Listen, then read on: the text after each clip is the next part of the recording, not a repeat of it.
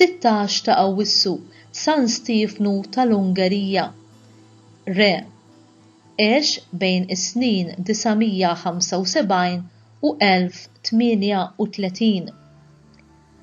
San Stefnu twieled fi Gran, il-belt ewlenija tal-Ungerija ta' dak iż-żmien, u tawh l-isem ta' Vajk. Tgħammet fis-sena 985 flimkien ma' missieru li kien duka tal-Maġjari Ungeriżi u ħal-isem ta' Istvan, ġifieri Stefnu.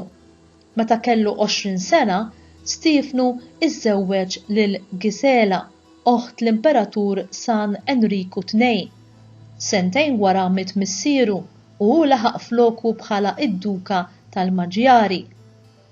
Wara li saħħaħ il-pożizzjoni tiegħu fit-tmexxija tal-Ungerija, xtaq jikkonverti il-pajjiżu kollu u jagħmlu Nisrani.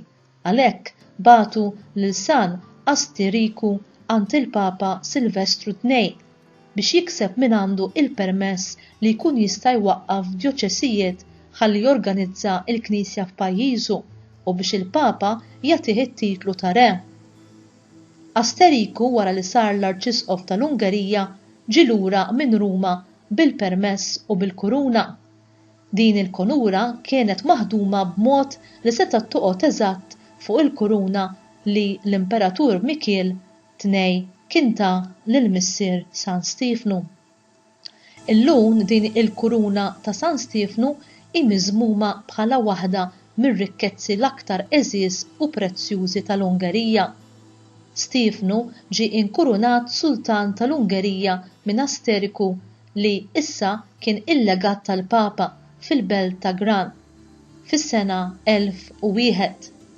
San Stefnu intefa' b'ruħu ġismu biex jistabilixxi l-Knisja fuq pedamenti sodi billi waqqaf djoċesijiet, ġab ħafna missjonarji biex jippritkaw il-Vanġelu f'kull rokna tal-pajjiż u bena bosta knejjes u monasteri fosthom il-magħruf monasteru ta' San Martin għal Patrijiet Benedittini.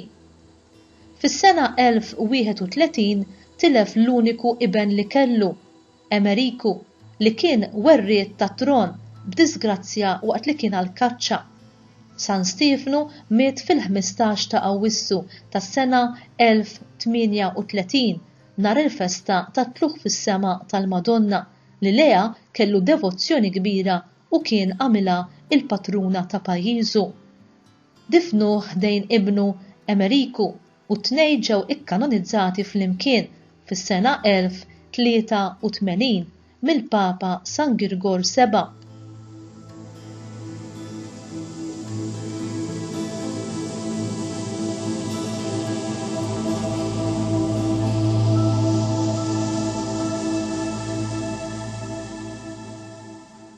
Li kellna nistaqsu fil-qalb tagħna x'tip ta' gvernijiet u mexxejja jeżistu fid-dinja, nistgħu verament inwieġbu li dawn huma kollha ambaxxaturi spiritwali li jiddefendu il-valuri vera, il-qdusija tas-sagrament taż-żwieġ u li dejjem lesti biex itaffu il-faqar sal-punt li anki joħorġu minn bwiethom biex jgħinu lin-nies. San Stefnu tal-Ungerija kien propju dan it-tip ta' mexxej u tassew kull min hu fl-awtorità għandu l-pis ta' dawk li ingħatawlu għall-kura tiegħu fuq spaltu u jrid jagħti kont lill-Alla ta' kif ikun inqeda bil-pożizzjoni awtorevoli tiegħu. Kristu iwissina li lil min taw ħafna ifittxu li jieħdu ħafna minn għandu u min ħallewlu ħafna f'idejh iżjed jippretendu minn għandu. Luqa kapitlu 12 vers 48. Forsi jien u int m'għandna l-ebda awtorità fuq livell għoli, imma s-sem tagħna bħala insara jeħtieġ li nagħtuh, anzi nistgħu u għandna nieħdu sem fit-tmexxija. Imma tgħiduli mhux kulħadd jista' jkun fil-Parlament jew f'xi pożizzjoni awtorevoli li jkollha saħħa biżżejjed li tinfluwenza t-tmexxija. Allura tgħiduli kif nistgħu nagħtu il-kontribut tagħna ta' nsara. Tajjeb li nipprovaw insemmaw kif nistgħu leħenna u l-pożizzjoni tagħna kulħadd kif jista', anki forsi bil-Facebook. Imma l-aktar li hu meħtieġ u mitlub minna huwa it-talb.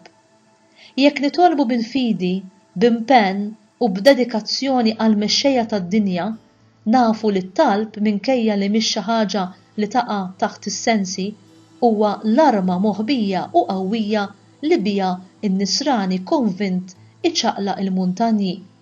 Iva, iċaqlaq l-imħuħ u l-qlub ta' dawk li forsi b'nuqqas ta' għarfien għaqli ikunu se jagħmlu deċiżjonijiet żbaljati b'effett negattiv fuq il-pajjiż. Iċaqlaq qlub ġenerużi biex b'intenzjonijiet retti jażlu li jidħlu għal impenji kbar u jieħdu responsabbiltajiet fuqhom b'kuraġġ u b'fedeltà ġenwina lejn Alla u lejn il-poplu. Imma kemm hawn min verament jitlob b'impenn għal mexxejja tagħna? Nitolbu għal morda, għal mejtin eżistana, jew għal dawk bi problemi, imma għal gvernijiet, għal membri parlamentari, għal kunsillieri, għall imħalfin, għall allima u l-lista ta' dawk li jinfluwenzaw lill-oħrajn dejjem tkompli. Kemm nitolbu?